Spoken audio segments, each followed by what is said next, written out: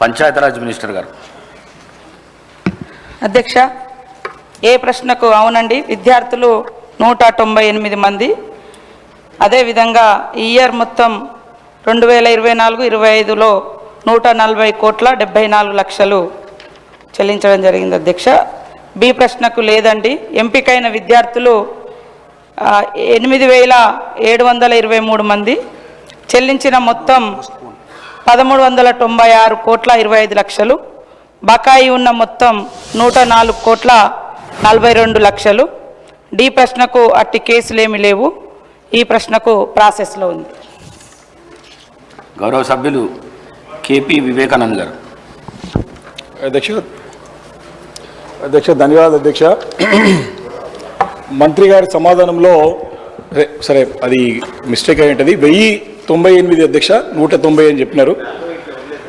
అంటే the number of overseas scholarships sanction to SC ST BC minority and Brahmin students in year 2024-25కి 1098 అని ఆన్సర్లో ఉంది అధ్యక్ష. మరి మంత్రి గారు 198 అని చెప్పారు అధ్యక్ష.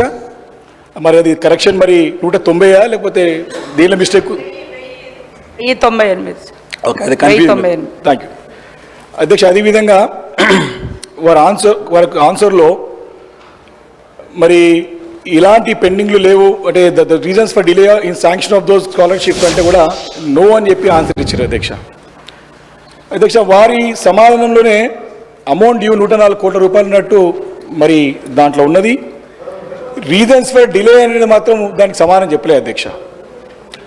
మూడవది అధ్యక్ష, the number of students who got already selected in overseas schemes and are studying in abroad, the quantum of amount pending for payment of them for second and third installments, the quantum of amount paid therein అంటే అధ్యక్ష 8,000 అంటే మొత్తం నాకు తెలిసి మొత్తము ఇప్పటివరకు అయినటువంటి students మొత్తం 8,722 మంది ఇప్పటివరకు అయిన సంఖ్య అధ్యక్ష. మనం అడిగింది 2024-25కి ఏందని అడిగినాం అధ్యక్ష. అదేవిధంగా వెదర్ ఇట్ ఇస్ ఫ్యాక్ట్ అంటే సమస్యలు ఏమైనా ఎదుర్కొంటున్నారంటే నో సచ్ కేసెస్ అని చెప్తున్నారు అధ్యక్ష మంత్రి గారు. అది వాస్తవం కాదు అధ్యక్ష. నేను వారి దృష్టికి ఈ సభ ద్వారా